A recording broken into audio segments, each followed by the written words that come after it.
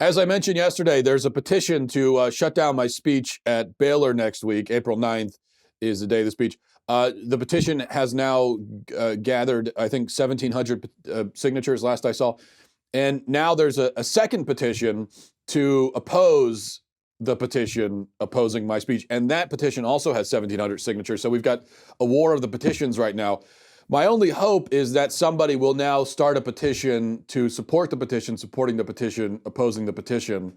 And then, of course, just to get things really spicy, I'd like for someone to start a petition opposing the petition, supporting the petition, supporting the petition, opposing the petition, and then we'll just keep it going until the day of the speech.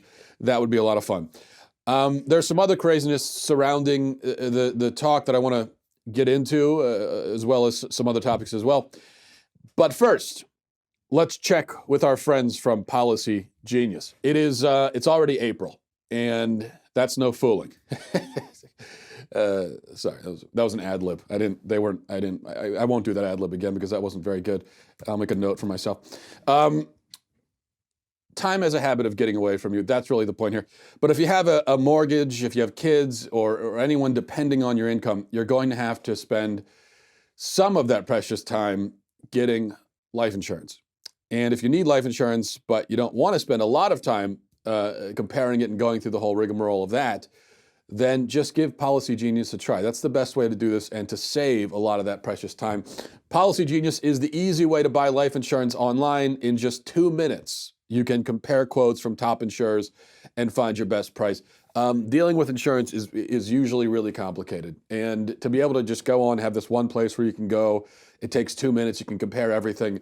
That is like a gift. That's manna from heaven. So I would take advantage of it. Once you apply, the Policy Genius team will handle all the paperwork.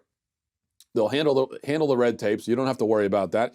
And Policy Genius doesn't just make life insurance easy, they also make it easy to find the right home insurance, auto insurance, disability insurance, any kind of insurance you can think of. They're your one-stop shop for financial protection. So if you need life insurance, but you're short on time, head to policygenius.com and compare quotes there. Policy Genius is easy, saves you money, not to belabor the point, but it's also fast. Policy Genius, spend less time comparing life insurance and more time doing literally anything else. In fact, you could, with Policy Genius, compare life insurance in a time that's much quicker than it took me to even read all that copy. All right, so local media down in Waco did a report last night, apparently, about my Baylor speech.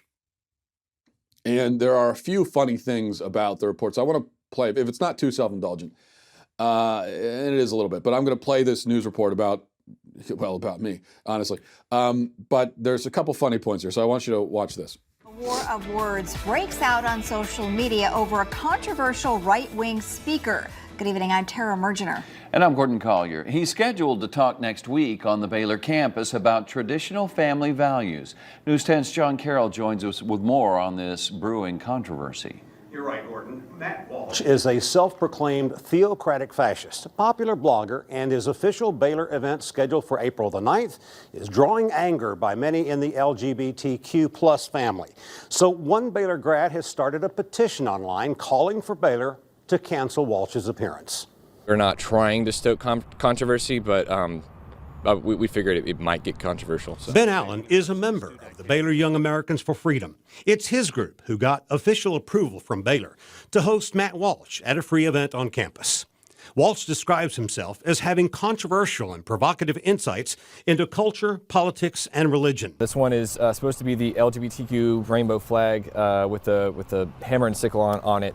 But these flyers placed all over campus advertising the event say that Walsh will be speaking on how the left has set out to redefine life, gender, and marriage. And it's the hammer and sickle over an attempt at the LGBTQ flag that some say is inflammatory. Baylor alum Patrick Hill II of Austin has started an online petition to urge Baylor to cancel the event. He says, quote, I started the petition to raise awareness about something that I perceive to be blatant and harmful hate speech. My goal is to have our concerns reach Baylor officials so that they could reconsider having Walsh's anti-LGBTQ plus message as an official Baylor event. Allen says his group has no doubts the event will go on as planned. And he's going to be coming, and we're going to be having a great event. So you're more than welcome to come and see what he's going to be talking about, and he'll definitely be here. And Hill says he's exercising his rights in starting the online petition, but doesn't want things to get ugly. He says, quote, "My goal is to always speak and act with love and compassion first and foremost, like Christ has taught me to." Now, we also reached out to Baylor, and this is what we received. Quote, "As an institution of higher education, we are committed to a thoughtful exchange of ideas and an academic environment that supports inquiry, discourse, and diversity. As a Christian institution, we have an additional responsibility to appreciate differing opinions and backgrounds in a respectful, loving manner that extends grace as Christ did." And I also reached out to groups on the Baylor campus who said that Walsh's messages at times target them, and they chose not to speak out on the matter. Reporting live in the studio, John Carroll, KWTX News 10. First of all, I want to be very clear about this. I don't know who that beardless weirdo is in the picture that you saw there, but it's not me. That picture has been photoshopped. I would never humiliate myself by going around naked-faced like that. So I completely disavow that picture, that beardless picture. Second, and this I'm actually serious about, the ads around campus with the rainbow flag and the hammer and sickle, I have nothing to do with that. Perhaps people who don't understand how these things work might be confused on this point, but when a student group invites you to come give a speech on campus, you don't micromanage the flyers they put around campus. You're not sitting there like, all right, show me all the flyers. Where are you going to put that one? Are you going to put it in the dorm? Okay. That's just not how it works. I'm doing 5 events this month. I have no idea how any of them are advertising, and so that's just the way it is. If I were going to make my own flyers, I wouldn't choose those. But what's done is done. Third, and I'll also say that to me the rainbow flag is not some sort of sacred symbol that can't be desecrated, and I don't consider it. I don't think it's a symbol that symbolizes all people who happen to be homosexual. It is a symbol of the gay lobby. It's a symbol of the LGBT lobby. And that lobby, as I've said many times, and I will say again at Baylor, the LGBT lobby is quite possibly the most vicious bullying organization in the country with the tactics that they use.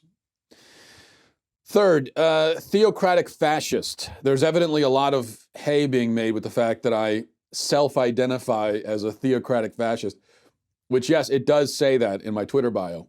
And that fact is not only mentioned in the media report, but there was an article in Baylor student newspaper written by someone who's been pulling down flyers for the event, and he's defending his behavior. And I think the title of the article was "Why I'm Pulling Down Flyers for the Matt Walsh event at Baylor," something, a creative title like that. And he says, in part in his article in the student newspaper, he says, "Here's one reason I pulled down the flyers. I respect the integrity of America's governmental systems. Allowing self-described fascists to speak on our campus is not allowing them to exercise their freedom of speech. Rather, it is allowing one whose relationship to freedom is already dubious a platform to potentially undermine the authority of the U.S. government and Constitution." What? So allowing me to speak at Baylor would undermine the authority of the U.S. government and the Constitution. I'm not sure I can quite connect those dots, but, frankly, I didn't read the whole article, so maybe he explains it later on. Why does it say that in my bio? It does say in my Twitter bio that I'm a theocratic fascist. Well, because a few months ago, someone sent me a message trying to insult me, and the message said, hey, you should put theocratic fascist in your Twitter bio because that's what you are. And I said, okay. And I did. And that's why it's there. That's the whole story. Now, you could interpret it one of two ways. You see theocratic fascist in my Twitter bio. You could say, well, clearly that's a sarcastic joke making fun of all the people who call him a fascist and a theocrat without knowing what either of those words mean. So you could interpret it that way. Or you could say, oh, wow, he is literally a theocratic fascist who actually identifies that way on Twitter completely sincerely with no sarcasm. You could interpret it either way. Which interpretation is correct? Well, obviously the latter. I am literally a theocratic fascist. I do indeed believe that my religious beliefs should be forced on people by the government. And not just the government, but a government headed by me as a dictator. And that's just my opinion, okay? And not just my religious beliefs, but really all of my beliefs. I want everything I believe to be forced on you by compulsion. For instance, I recently went on a tirade on Twitter against white condiments. I am racist against white condiments. Mayo, cream cheese, ricotta, tartar sauce, ranch dressing. All of it is garbage. All of it is for low IQ people, frankly. And in my theocratic fascist dictatorship, all of those condiments will be confiscated, prohibited, and anyone who is caught with contraband, like, say, ranch dressing, will face execution and a $50 fine. So you see, this is really my whole thing. I just believe that the whole country should be forced by agents of the state to bend to my every whim and to live, speak, and act exactly as I decree on penalty of death. And, that's it. It's not a big deal. It's not anything to overreact about. I happen to believe that everyone should be forced to do what I want them to do. And that's just my view. We all have our political opinions, and that happens to be mine. But I want to say this. Don't worry, because when I complete my takeover of the country, I want to make it very clear. I want to make this very clear, okay? This is important. My regime will be extremely corrupt, which means that you can always bribe me, and I'll let you pass on most of the rules. For instance, under normal circumstances, this is a theocratic fascist dictatorship, remember, so those who don't go to church on Sunday will be burned at the stake, usually. Now, if you pay me money, I'll probably let it go because because it will be a very morally corrupt regime. I cannot stress that enough. So it's not like my mercy cannot be bought. And that's all. It's like everyone's freaking out about it. Say, oh, you're going to burn us at the stake. Yeah, well, if you pay me, I won't. So what's the big deal here? And I can only hope that the next media report makes sure to include that I do believe in burning people at the stake for not going to church or for using ranch dressing or for any number of literally hundreds of infractions. And I can only hope that so that's, I just wanted to make that clarification. All right. Let's see here. A couple other things to talk about. Joe Biden. I don't actually care about that at all, so I'm going to skip that. Let's talk about croissants instead. I think that's more important. Our friend AOC, Alexandria Ocasio Cortez, she tweeted this yesterday. Here's the tweet. Look at this. She says, croissants at LaGuardia are going for $7 a piece. Scared face emoji. Yet some people think getting a whole hour of personal dedicated human labor for $15 is too expensive. First of all, is there anything more millennial than complaining about the price of croissants at the airport? Could you possibly come up with a more millennial tweet than that? I guess if she was complaining about the price of avocado toast, that would be maybe slightly more millennial, but this is pretty close to the top. Also, wait a second, but didn't AOC tell us that the world is coming to an end in part because of air travel and that she wants to ban air travel because of what it's doing to the planet, but now she's at an airport? And rather than being, rather than weeping over all of the carbon emissions, rather than staring out of the big airport windows at all the planes going by and weeping uncontrollably at how these carbon emissions are killing the planet, no, she's at the snack bar worried about croissants. So this doesn't make any sense. And every time I bring this up, people act like it's some kind of cheap tactic. Anytime you bring up the fact that, oh, you got these environmentalists who are still out there flying on planes and driving in cars and everything. And when you bring that up, people act like it's just a gotcha. It's a gotcha thing. Like, yeah, whatever. But no, this is a real point that if you say that air travel is killing the planet and it should be banned because of it, well, then you can't go on using planes yourself, because if you do that, we are going to suspect that you don't really mean it, that you're not sincere. Because if you were sincere, then this, at the very least, using an airplane should be a source of it should be a moral crisis for you. The fact that you're on an airplane taking part in this. I mean, if you ever use an airplane, if you really think that airplanes are killing the planet, and you use one, it should be only in extreme circumstances. And you should be, as I said, you should really be crying out of guilt the entire time. The fact that you're worried about croissants tells me that you're not actually that concerned about the planet being killed by airplanes, which tells me that you don't really even take yourself seriously. And finally, of course, how much do you think those croissants would cost if the people putting them into little baggies and handing them to you had to be paid $15 an hour to do so? Assuming this was not a homemade croissant place at the airport, which probably wasn't. I've had many airport croissants in my day because I'm a millennial as well, and I do like croissants, I'll admit. And in almost every case, they are not made at the scene. So if you think that the person who's just taking it out of the little glass case and putting it into the bag and handing it to you, if that job of doing this, that's all it is, to taking it, boom, here, put your card in, and then that's it. Here's your receipt. If you think that job should, at a minimum, be paid $15 an hour, then how much do you think those croissants are going to cost you? Meanwhile, since we're on the topic of the minimum wage, a bill in Arizona is actually looking to reduce the minimum wage from $11 to $7.25, but only for workers under 22 years of age. And the logic there is that the vast majority of workers between the ages of 16 and 22 don't have any dependents. That most of them are living at home. They're not married. They don't have kids.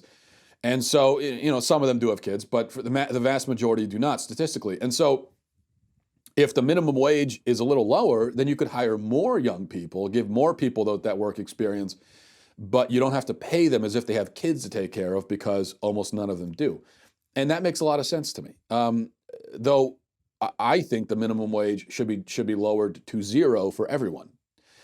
The minimum wage should be zero because the minimum usefulness for an employee is zero, if not actually in the negative, because an employee could cost you money without, but let's just say, for the sake of argument, it's zero. What I mean is, there are some workers who simply aren't worth $15 an hour or 11 or 7 or 5. And I'm thinking, and when I say that, I don't mean all of the workers who work customer service or behind a cash register. My point is, I don't want to lump them all together. When you talk about $15 minimum wage, you are lumping them all together. You're saying they're all worth exactly the same, $15. I don't think that. So when if I go to Wendy's or something and I see someone who came to work without their shirt even tucked in, moping around, moving as slow as molasses, scowl on the face, making the whole experience miserable for everybody, that is someone whose value to the company is simply the fact that they can push a button, and that's it. Because they bring nothing else to the table at all. And there are people like that that we've all experienced. Not exerting themselves, not trying they are not trying to do anything, but and even pressing the button they get wrong, and they do it as slow as they possibly can, almost like they're trying to make a point, that they're not going to rush for you. And I think their pay should reflect that. I think that's fair. And it should reflect that in part so that the people who go the extra mile and work hard and exert themselves can be paid in a way that reflects that.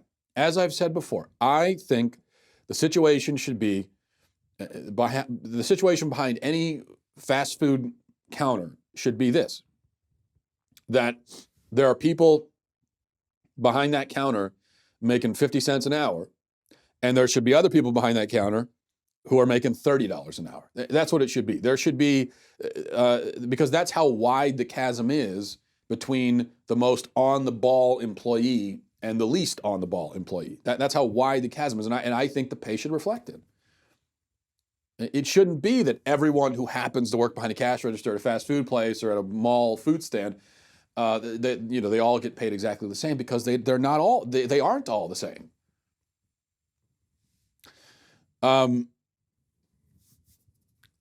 So people like Alexandria Ocasio Cortez who want to, raise the minimum wage, they can pretend to be the compassionate ones who are concerned about, making sure people have more money and all that. But really, with the system I'm talking about, the people who really work hard in those jobs could make a lot more money than they do now, and they should. All right, this is interesting. Jake Tapper's daughter, Alice, has apparently written a book called Raise Your Hand. And the book is encouraging girls to raise their hands in school. And she says there's a problem with girls not participating in school while boys do participate. And so here she is on CNN with her dad promoting the book. I have to tell you, I love the book. Thank you. And I love the story behind it. So just tell us how you came to write this. Well, I started noticing in class that the boys were raising their hands more than the girls. And the girls were just sitting there being silent. And I was scared myself to raise my hand. So I brought this up to my mom because I wanted to know if I was the only one. She told me to go ask my Girl Scout troop. So then I went to my Girl Scout troop to ask them if they've experienced the same and noticing that the boys were raising their hands more than the girls. They said that they also experienced shyness when raising their hands. So I wanted to do something about that. So I got in a meeting with the Girl Scouts Nation's Capitals Council, Lydia Soto Herman, and we discussed what we could do with this information. So I had the idea of making a patch for Girl Scouts to earn. Okay, I think it's great that she wrote the book. I just want to be clear about that. I think it's great she wrote the book. I'm not criticizing her. The Girl Scout badge thing is great. Good stuff there. I do have to say, though, my experience, this is what interests me about it. My experience was exactly the opposite of this. Exactly the opposite. As a student and now as a parent. As a student, my memory is that the girls were almost always the ones who were raising their hands and participating. And it's usually the boys who, for various different reasons, were not participating, myself included. And I can say with my daughter, who's 5 years old, she is much more outspoken and wanting to participate in things and answer questions than her 5-year-old brother, who himself is not some sort of shy, shrinking violet. I mean, she's just more like that. So, and I thought this was kind of sort of accepted by everyone, this fact that girls are the ones who are raising their hands and participating in school, and usually it's boys who are not, and it's boys who need to be encouraged to participate. So that's what interests me. I mean, she's writing a book, great, but obviously there's some publisher who thought, we need a book specifically encouraging girls, which fine. I mean, all that stuff is good, but I do, every time I see this kind of thing, I think, why is it that all the encouragement? I get that Alice Tapper would, she's a girl herself, she wants to encourage her female classmates, great. But I would like to see some publishers maybe start publishing books encouraging boys specifically in school, because it seems like they are really the ones who need it most of the time. I mean, I guess there are some girls who are shy and don't participate and struggle. I don't deny that, but generally speaking, I mean, any measurable you look at will show you that it is definitely boys who struggle in the school system as opposed to girls. Boys are the ones who have the most problems. And you can look at that based on the dropout rate, boy versus girl, look at, average GPA, look at, the ones who normally get suspended. Look at the ones who are most likely to be diagnosed ADHD. It's boys down the line for those things. Disciplinary problems, usually boys. I mean, just across the board. So I would be interested for any teachers. I know that there are a fair amount of teachers who watch the show or listen to the show. I appreciate that. What's your experience? As I said, my experience is it's almost always girls who are the ones who are participating and who seem to really enjoy school and are really, into it. as opposed to boys. And so if you're a teacher, I'd be interested in your experience. Do you find that it's generally girls or boys? And it's not a competition, but I do think it's important because, as I said, there does seem to be a hole in the market here where there's always a ton of stuff encouraging girls. Awesome. But I really think the guys need some encouragement too. I really do, especially in school, because I think they're having a tough time, and they have been for a long time. And that tends to be ignored. All right, let's go check the inbox. MattWalshShow@gmail.com, MattWalshShow@gmail.com. This is from Brandon. It says, Matt, thank you so much for taking on the heaven-hell question today on your podcast. I loved your response, and I think the believers the world over need to revisit the shallow idea of who is in and who is out. Thank you, thank you, thank you. Thank you, Brandon. Your sentiments were not shared by everyone, as I will now demonstrate. From Laura, says, Matt, I enjoy listening to almost everything you speak about, but just cringe when you try to explain things about Christianity. Actually, I want to scream as I listen to your twisted view on many of those things. Please stick to politics or news or sports, etc., but leave anything related to Christianity or the Bible for others. I really hope your listeners do their own studying and research and don't take you at your word. For example, the Bible explains very clearly how you get to heaven. It doesn't say that as long as you love, you can go there. I realize that Catholics have a lot of twisted beliefs, as in infant baptism, communion, praying to Mary, etc. So please don't try to convince your listeners that what you believe is biblical. Please warn them that it is your beliefs and not biblical. Thanks, Laura. Well, thank you, Mom, for that instruction from you. I do appreciate it. And thank you for telling me the things that I should talk about and the things that I shouldn't. You know, that is, Laura, I would tell you that is the best way to get me to take you seriously, is to start your email with, I am going to tell you the things you're allowed to talk about and the things that you won't. Here are the approved subjects, and this is unapproved. Stop talking about that. Especially when, you know, I've been doing this for 5 years and talking about faith has been like my main thing. But you're saying, no, don't talk about that anymore. So again, very much appreciate it. The anti-Catholic stuff at the end, really solid as well. So just you really put that together in a way that's going to make me want to engage with you. I'm being very sarcastic. I just want to make that clear. But Laura's email is representative, and just so you know, if you do want to engage with someone on theology, it's probably best not to tell them at the start with that they shouldn't be talking about it. And then also to throw in, those nasty little insults at the end. But Laura's email is representative of many others I received. Here's the interesting thing, though.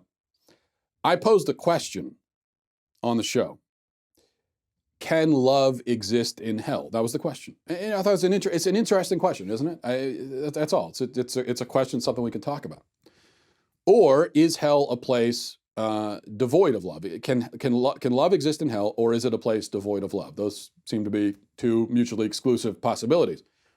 Now, Laura, like many of the emails I received that were similar in tone, Laura made no attempt to answer that question or engage with it. She didn't at all. She just said, stop talking about this. And I cannot tell you how much I despise that attitude. Not Laura, I don't despise you, Laura, but that attitude of, I'm not going to engage with what you said, I'm just going to tell you not to talk about it. I really hate that attitude. I think it's a contemptible attitude, because we need to be talking about these things. So Laura's approach is just to shout about the Bible. Well, the Bible says this, without providing any citations whatsoever, just to say the Bible says it, and then Bible says it, you're wrong, shut up. But I imagine that if I had simply stated hell is a place devoid of love, if I had just said that and I just left it there and I said, hell is a place devoid of love, it's a place separate from love. Hell is a loveless place. If I had said all that, Laura and everyone else listening, everyone would have approved, and they would have said, sure, yeah, I wouldn't have gotten any angry emails. Well, it's just when I tried to talk about what that might mean. See, it's easy to just say something as just a talking point, as a slogan, and say, there's no love in hell. Right. Okay, well, can we take it a step further and talk about what does that mean exactly? What do we do with that information? Where do we get that idea from? Or do you want to just stay on surface level? Because I think staying on the surface level, I don't see the point in that. I'd like to go deeper and talk about what these things mean. I could sit here all day and just shout Christian slogans at you, but I have no interest in doing that. I want to talk about what does all that stuff mean. So I say again, hell is either a place where love cannot exist, or it is a place where even the virtuous and loving may be tormented for all time. One of those answers is correct, right? Hell is devoid of love, or it is not. If it is devoid of love, then we get back to my original question. What about someone who didn't come to know God in life, but did come to love as best they can, agape love, real love, not just emotional affection, but really came to love someone else. They did come to love. They were capable of love. They were a loving person. What about someone like that? Will that loving person be cast into the furnace for all time? Can they be? I mean, logically, is it possible for, if hell is a place without love, can love even, for lack of a better term, can love even fit there? Can it exist there? As I said, a lot of people criticized my thoughts on that. Very few actually attempted to answer the question. Laura says the Bible is clear about who goes to heaven. I find that most of the time when people start a sentence by saying, the Bible is very clear about blank, 95% of the time, that's a good indication that that person has never read the Bible, has never seriously studied it. Because the Bible is clear about some things, yes. But on many things, the answer you get in the Bible is very complex and dense and sometimes confusing. And that's why theologians and philosophers have been studying it for thousands of years. And that's why, by the way, there are about 50,000 divisions in the church, with everyone convinced of the rightness of their theological interpretation, because actually maybe it's not quite as simple as Laura here seems to think. I mean, at what point do you look around you and say, well, wow, I mean, all these people have vastly different interpretations of what they read in the Bible. Everyone is completely convinced that they're right. And so maybe, we need to go back and look at it again. Maybe it's not quite that simple. Or it could be just that everyone is an idiot except for you. I mean, that's the other possibility, but, I'm not going to make that assumption. It's true that the Bible never says that loving people can't go to hell. The Bible never says a lot of things. There are a lot of things that we take for granted as being true that the Bible never says. And I could sit here all day listing them. For instance, the Bible never says slavery is wrong. In fact, it arguably says the opposite. So, but we all agree that slavery is wrong, right? I mean, unless you want to argue otherwise. You're not going to find any direct support for that in the Bible. You won't. That's a fact. But you feel confident making that statement. Why is that?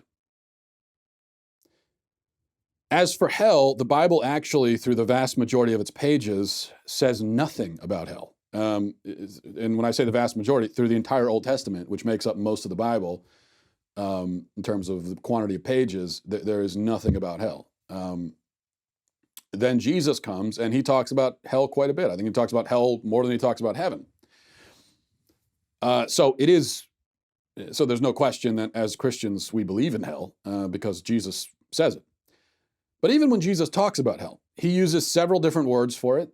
He doesn't at any point say, okay, listen, here's how you go to hell. Here's how you go to heaven. Here's the fine print. Here are all the particulars. I'm going to lay it all out for you. He doesn't do that. He really doesn't do that with hardly any topic at all.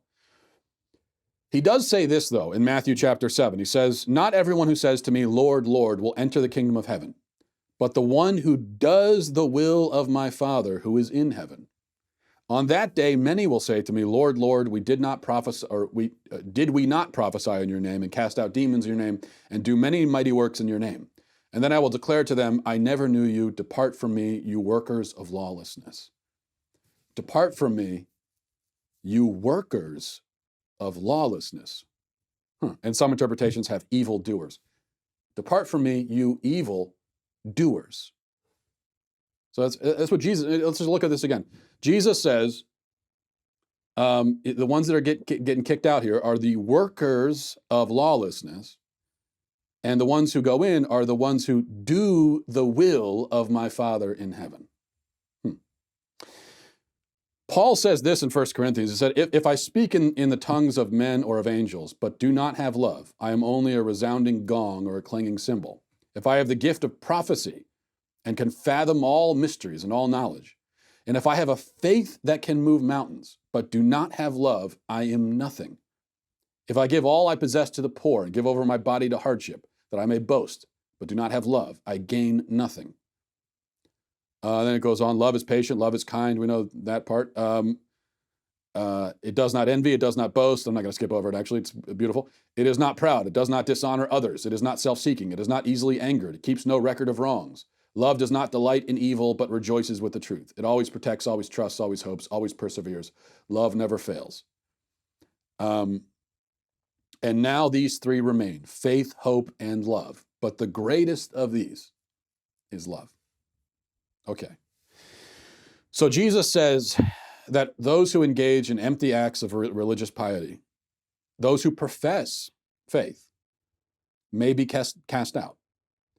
Paul says that it's a lack of love which causes that emptiness. Paul also says that love is greater than faith. Faith is important, but love is greater. So, what about someone then who has no faith, but has the greater thing? What do we do about them? The person who declared faith in Jesus, but was empty of love, a whitewashed tomb, Jesus calls them at another point in Scripture, could be sent to hell. What about someone who did not declare faith, yet was full of love? I don't know, but it's an interesting question, isn't it? It's definitely a question that if you confront that question and you immediately go, "That's stupid," no, then you're not taking it seriously. I don't think you're a serious person, frankly. And if you say the Bible is clear on that, then you haven't read it. The question is more complex than you understand in that case, and the Bible is more complicated than you realize because I don't think you've seriously studied it. Keep in mind, as I said yesterday, that you cannot love without loving God. There is no such thing as love apart from God, really. Jesus says you only get to heaven through him. That part is clear. But is it possible to get there through him without realizing it? That's the question. I got a lot of emails saying, well, the Bible's clear. Jesus is the way, the truth, and life. Well, yeah, it is. But what does that mean, though? I mean, what does that consist of? Jesus is the door to eternal life. Yes, but right, Jesus decides who goes to heaven. We all go through him. Is it possible for someone who didn't realize they were going to heaven through him to still do so? Is that a determination that Jesus can make? Are you prepared to say that Jesus cannot make that determination? Are you prepared to declare that he never will and never did? I'm not. So, is it possible to love God without being fully conscious of the fact that you are loving him? If God is love, then all love, true love, is of God. I didn't say that love is God. I said all love, God is love, therefore all love is of God. All true love is of God. So it seems to me that a person may love with a love that is of God, which is just another way of saying it's actual real love, without being fully cognizant of it. And Jesus, who is the way, the truth, and the life, may admit someone through those doors who will be surprised by the fact. And just as there are going to be people who expect to be admitted, but won't be. That's what I see in the text. And that's also, I think, a logical conclusion based on our understanding of hell. And that's when I say I'm trying to, we can throw verses at each other all day, but at a certain point, you got to take the concepts and try to understand them. What does this actually mean? One other thing here. If you're of the opinion that only those who consciously affirm Christ can go to heaven, and that for some reason, that mental affirmation is all that matters, then as we've talked about before, by that logic, every dead baby is in hell. Every single one. Every Jew who died in the Holocaust is in hell. And many of the Nazis who sent them there are in heaven. Now, Nazism was not a Christian invention by any means. It was an atheist invention, but there's no question about the fact that many individual Nazis were Christian. And bad Christians, evil people, but Christian. So this is the implication of a belief that puts conscious affirmation of Christ as the highest and really only qualification. The problem is that belief not only leads to utterly monstrous conclusions, like the one that I've described here, but it simply doesn't wash with the two verses I just read. With Jesus there, that to me is the clearest statement in the Bible about how you get to heaven, is that right there, because it's from Jesus' mouth, and he's saying, here it is. But even that, it takes some understanding. You got to look at it in context and everything. So even that isn't quite as simple as it seems, but that's as simple as it gets. I think the problem is some people, they like to overlook what Jesus said on certain matters by finding various quotes in the Pauline epistles and then stitching together kind of a road to get around what Jesus said. Well, we could do that. I mean, we can have a verse war, like a food fight, fighting back and forth. Oh yeah, well, it says this here, it says that there, back and forth. Here's my verse, here's there. We can do that. We can. Or we can try to come to a more cohesive understanding of the entire text and of our faith by dealing with these subjects on a deeper level. And so that's what I choose to do. Let's see. I'm trying to see here. I got a bunch of emails. I just spent way too much time on that one. From Jonathan, no offense, but after listening to your show today on said topic, I was wondering how much of the New Testament you've read. Jesus tells a literal story of a man that is in hell and looks up and begs Abraham to give him a drop of water. When Abraham refuses, the man selflessly, and I would say lovingly, begs for his family to be warned, which is refused.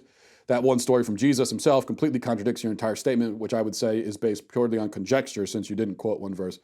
That being said, keep up the interesting dialogue. Jonathan, I don't mean to be pedantic, but that was not a literal story. It was a parable that Jesus told. And that's not just my assumption. There's definitely, in context, a parable. Jesus wasn't saying that this literal thing actually happened, and I'm telling you a biographical story about this guy Lazarus. It was a parable. So the question is, what are we meant to learn from it? Is that the point that Jesus was trying to make, that a loving guy might go to hell? No, I think exactly the opposite, actually. That story, I think, completely supports my point of view. How is it that the rich man ended up in hell?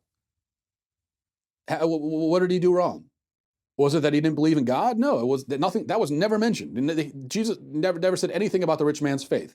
He ended up in hell because he was greedy and he was sitting at his table, eating all the food, never feeding Lazarus. He showed no love or generosity to Lazarus.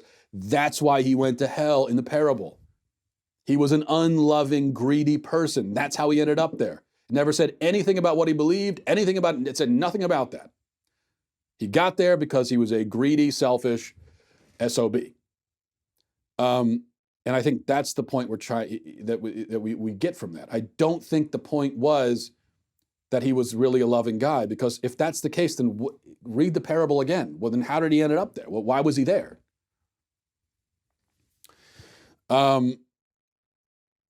And we can be pretty sure it's not a literal story, because I don't think that people in hell are actually carrying on conversations with people in heaven. I don't think it works that way, because in fact, in that parable, it says that there's an unbridgeable chasm between the two. Which I think tells us that if you're in hell, you're not going to be carrying on conversations with the people who are not there.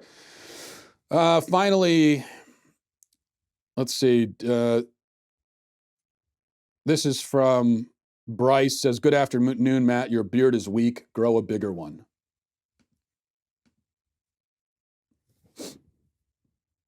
Bryce, I have received a lot of vicious hate mail in my day, but that just is beyond the pale. You know what it tells me? It tells me that you, Bryce, must not be a beardsman, because a true beardsman would never beard shame another beardsman. So I think, Bryce, I think what's happening here is that you are a baby-faced, clean-shaven person, and you are trying to sow discord and division in the bearded community with that email. And I'm not going to fall for it. I just won't. How dare you? I could grow it a little bit bigger, though. I think you're right about that. All right, we'll leave it there. Thanks, everybody, for watching. Godspeed. Hey, everyone, it's Andrew Klavan, host of The Andrew Klavan Show. You know, young people have stopped mating. They've stopped not just having sex, but stopped getting married. They're not having children. It's not a good thing. Does it have anything to do with leftism? You bet it does. I'm Andrew Klavan. That's on The Andrew Klavan Show.